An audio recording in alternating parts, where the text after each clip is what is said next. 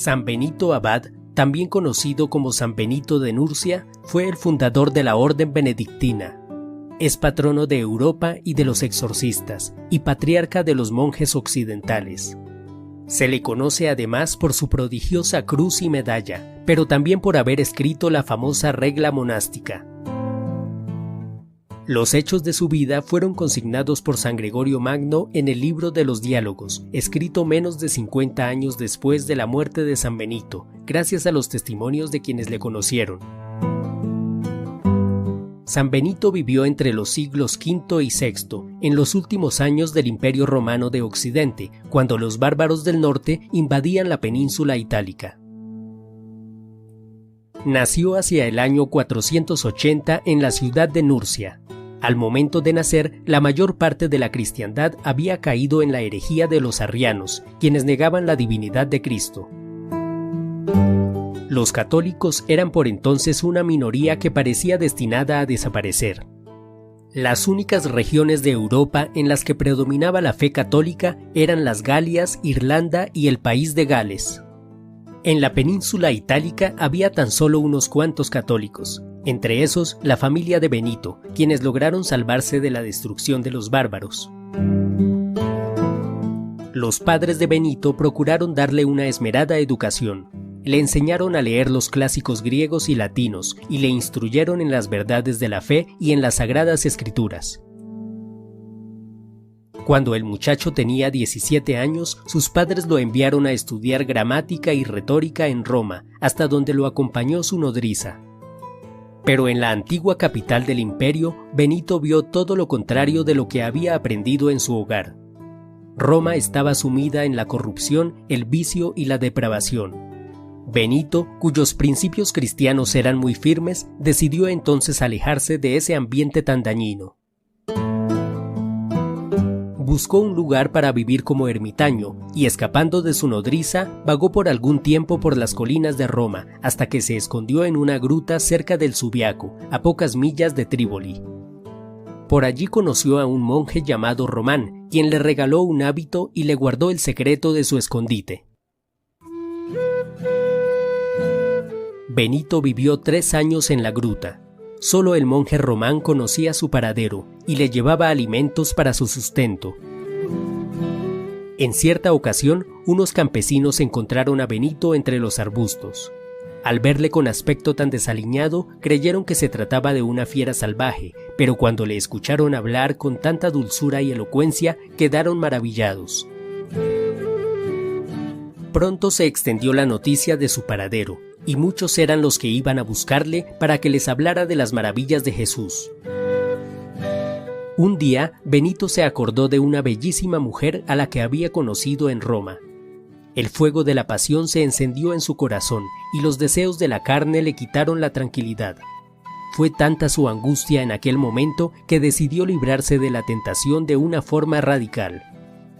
Buscó un matorral de zarzas y ortigas y desnudándose se revolcó entre las zarzas hasta sangrar.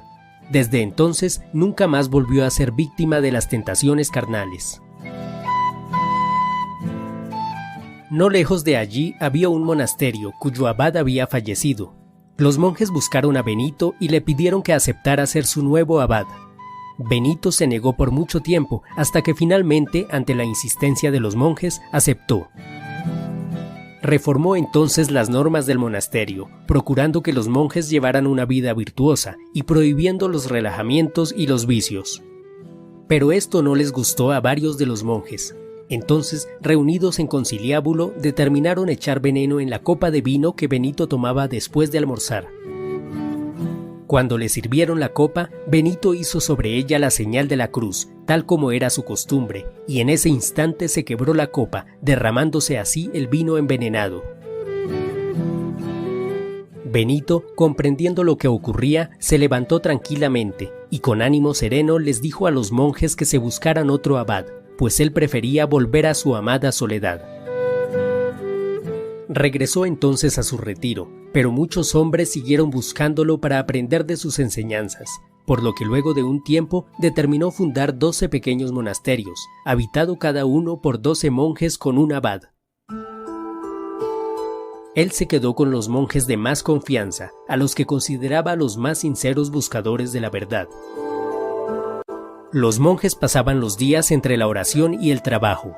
Labraban la tierra, cultivaban sus propios alimentos y no tenían propiedad privada. Recibían a cualquier hombre sincero, sin importar su condición social, desde humildes labradores hasta nobles venidos de la capital. Cerca de los 12 monasterios vivía un presbítero llamado Florencio, que era párroco de una iglesia vecina. Al ver que Benito era muy querido por la comunidad y que la gente lo buscaba más que a él, Florencio se dejó cegar por la envidia. Intentó entonces difamar a Benito, inventándole chismes, pero al ver que sus intentos no surtían efecto, decidió envenenar un delicioso pan, que luego llevó a Benito como presente, aparentando humildad y mansedumbre. Benito aceptó el pan, pero pudo discernir que había algo malo en la intención de Florencio. Ese mismo día, a la hora del almuerzo, llegó volando un cuervo que era amigo de Benito. Este le dijo al cuervo que se llevara el pan y lo arrojara donde nadie pudiera encontrarlo. Luego que el cuervo botó el pan, regresó junto a Benito, quien le dio buen alimento en recompensa por el favor realizado. Prodigios como este ocurrieron en varias ocasiones. Con tan solo una breve oración de Benito y la señal de la cruz hecha con su mano, los demonios huían al instante. Pero el malvado Florencio no se dio por vencido, y para perder las almas de los monjes mandó llamar a 7 mujeres de la vida alegre que entraron desnudas en el monasterio. Viendo Benito desde una ventana lo que ocurría, salió de allí muy entristecido, dispuesto a volver a la soledad. Florencio se creyó vencedor, pero ese mismo día murió, luego de que le cayera encima una vieja pared. Uno de los discípulos de Benito corrió contento para avisarle que su enemigo había muerto, pero Benito, en vez de alegrarse, lloró amargamente por el alma de Florencio y le impuso a su discípulo una penitencia por haberse alegrado de la muerte de su perseguidor. Poco después, Benito decidió trasladar los 12 pequeños monasterios a un sitio nuevo, donde estuviesen todos reunidos y más cómodos. Para esto eligió un lugar llamado Montecassino. Allí hubo antiguamente un templo dedicado a Apolo. En los bosques de los alrededores, los campesinos continuaban sacrificando animales a las antiguas deidades paganas. Al llegar Benito, echó por tierra el ídolo pagano, y en el mismo lugar comenzó la construcción del monasterio. Todos los días iba con sus monjes a predicarles a los campesinos, hasta que logró finalmente su conversión. En el monasterio de Montecassino, Benito escribió la famosa regla de vida para los monjes, que sirvió como ejemplo para muchas otras reglas monásticas. Uno de los requisitos para ser admitido como monje en la comunidad benedictina era saber leer y escribir. Por eso, todos los aspirantes que no supieran leer ni escribir tenían que pasar primero por la escuela, administrada por los mismos monjes. Antes de morir, Dios le reveló a Benito el día en que partiría para su encuentro. 6 días antes, Benito mandó abrir su sepultura junto a la de su hermana Santa Escolástica, que también había llevado una vida religiosa. El último día recibió el viático y murió mientras oraba, a la edad de 66 años. San Benito es el patrono de Europa debido a que los monjes benedictinos preservaron el conocimiento antiguo de ese continente. Mientras los bárbaros invadían el imperio de Occidente, los monjes resguardaban los libros y los copiaban en manuscritos nuevos. Gracias a esta labor, pudo preservarse gran parte de la cultura de los antiguos griegos y romanos. Los benedictinos también impulsaron la agricultura, las ciencias y las artes. Fue un monje benedictino llamado Dom Periñón el inventor de la champaña. En medio de la barbarie, los monasterios fueron para Europa pequeños focos de paz, civilización, cultura y evangelización. La orden benedictina ha tenido más de 1500 santos, por lo que ha sido llamada la orden más gloriosa de la Iglesia.